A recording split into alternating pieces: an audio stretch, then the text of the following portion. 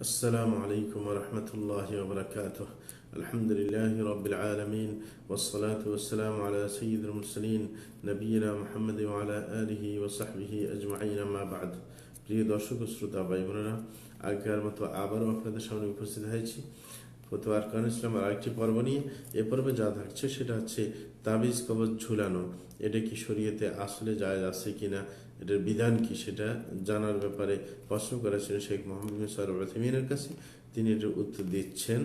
তিনি বলছেন যে এই ব্যাপারটা, যে আপনার তাবিজ কবজ ইত্যাদি ঝুলানো, এটা দুই ভাগে বিভক্ত।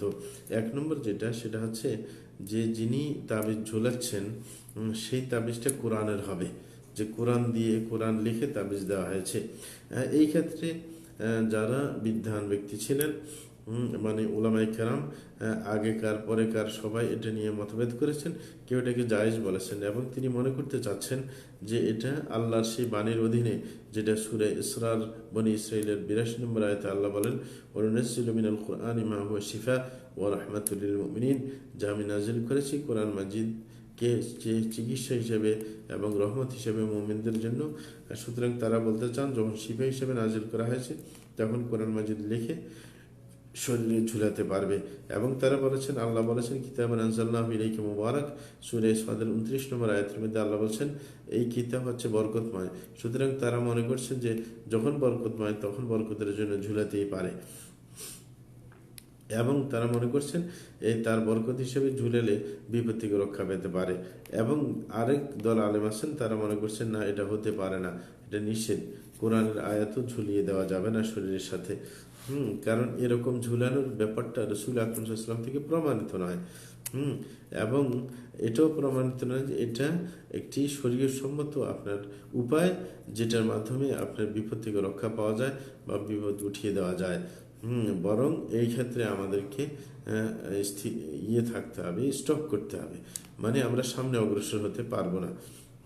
মানে এই ক্ষেত্রে আমাদের শরীয়তের বিধান যখন নেই সুস্পষ্ট, তখন আমাদেরকে জায়েজ বলার কোনো অধিকার এখানে দেওয়া হয় না, বরং আমাদেরকে এখানে ক্ষান্ত করতে হবে।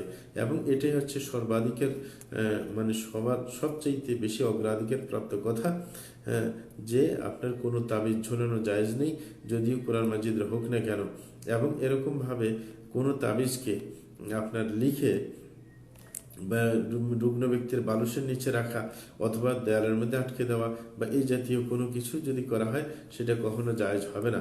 বরং কি করা যেতে পারে, যে রোগাক্রান্ত হবে তার জন্য দোয়া করা যেতে পারে, তার উপর কোনো ঝাড়ফুঁক করা যেতে পারে, যেটা ইতিপূর্বে আমরা ব্যাখ্যা দিয়েছিলাম। রাসূল আকরাম সাল্লাল্লাহু আলাইহি ওয়াসাল্লামের ঝাড়ফুঁকের কয়েকটা দোয়াও শিক্ষা দিয়েছিলাম। তো সেইভাবে করা যেতে পারবে, যেরকম রাসূল আকরাম সাল্লাল্লাহু আলাইহি ওয়াসাল্লাম করতেন সেইভাবে আমরা কি করব, ঝাড়ফুঁক করব। দ্বিতীয় আরেকটা আপনার দিক আছে, যেটা বললাম প্রথম দিক আপনার তাবিজের ক্ষেত্রে, যে কোরআনের তাবিজ হবে, সেইখানের মধ্যে শক্তিশালী মত বলছিলাম সেটা করা জায়েজ নেই। কোরআনের আয়াত লিখে ঝুলানোও শরীয়তে জায়েজ নেই, শরীরের মধ্যে ঝুলানো জায়েজ নেই। দ্বিতীয় আরেকটা প্রকার, সেটা হচ্ছে যে যে জিনিসটাকে আপনার ঝুলানো হচ্ছে শরীরের মধ্যে, সেই জিনিস যদি কোরআনের কোনো আয়াত না হয়, বরং এমন জিনিস ঝুলানো হচ্ছে, এমন নকশা ইত্যাদি যেগুলো বোঝা মুশকিল, সেগুলো কোনোভাবেই জায়েজ নয়। এই ক্ষেত্রে কোনো আলেমদের মধ্যে মতভেদ নেই। যে আপনি জানেন না কি ঝুলিয়েছেন, সেটা কোরআনের কিছু নয়, বরং নকশা ইত্যাদি যেগুলো আমাদের দেশে পাওয়া যায়। অনেক কোরআন শরীফের শেষ দিয়ে অ্যাড করে দেওয়া হচ্ছে মূর্খ মানুষদেরকে ধোঁকা দেওয়ার জন্য, যে মূর্খরা অনেক মনে করে যে তাবিজ কিভাবে ঝুলানো না জায়েজ হতে পারে, অথচ কোরআনের মধ্যেই তো পাওয়া যায়। এই হচ্ছে সমস্যার কথা। সুতরাং সেগুলো ঝুলানো, যেগুলো কোরআনের নয় সেগুলো ঝুলানো অবশ্যই না জায়েজ, এবং এটা কোনোভাবে জায়েজ হতে পারে না। এর সংশ্লিষ্ট আরেকটি প্রশ্ন শেখ মোহাম্মদ বিন সালেহ আল উসাইমিনকে করা হয়েছে। তাকে একজনে জিজ্ঞাসা করলেন যে অনেক সময় দেখা যায় কোরআন কারীমের বিশেষ একটি আয়াত, যে আয়াতুল কুরসি, এটা আপনার কোনো আপনার প্লেটের মধ্যে আপনার লিখে দেওয়া হয়, লিখে দিয়ে এই প্লেটের মধ্যে খাদ্য ইত্যাদি খাওয়া হয়। উদ্দেশ্য হয়েছে চিকিৎসা, যে আপনার আয়াতুল কুরসিটা লিখে দিলে কোনো বর্তনের মধ্যে এই বর্তনে খাওয়া খায়।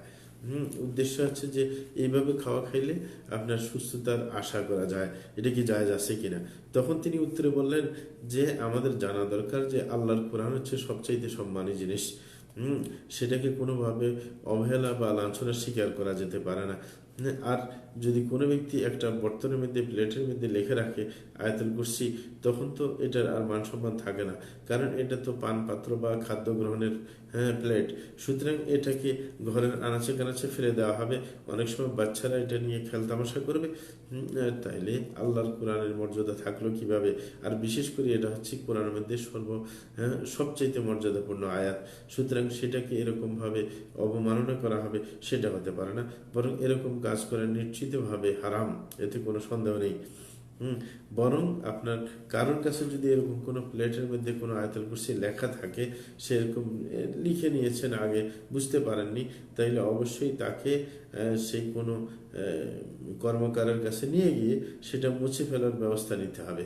আর যদি দেখা যায় যে তারা বলছে না, এটাকে মুছানো সম্ভব নয়, তাইলে কোনো পবিত্র জায়গার মধ্যে গর্ত করে সেখানে দাফন করে দিতে হবে এই প্লেটকে, আল্লাহর বাণীর মর্যাদা রক্ষা করণার্থে। কিন্তু এটা কখনো জায়েজ হবে না যে আপনি সেটাকে এইভাবে রেখে দিলেন ঘরের মধ্যে, যে এটার অবহেলা করা হবে, বাচ্চারা এটা নিয়ে তামাশা করবে, না, সেটা হতে পারে না। সেটা কোরআনে অবমাননা হিসেবে সামিল, সেটা কখনো শরীয়তে গ্রহণযোগ্য নয়, বরং এটা হারাম একটি কাজ। আল্লাহ জাল্লাহু আমাদেরকে কোরআনের মর্যাদা রক্ষা করে কোরআনের মাধ্যমে চিকিৎসা গ্রহণ করার তৌফিক দান করুন। ওয়া সাল্লাল্লাহু আলা নবিয়িনা মুহাম্মদ ওয়া আলা আলিহি ওয়া সাহবিহি আজমাইন।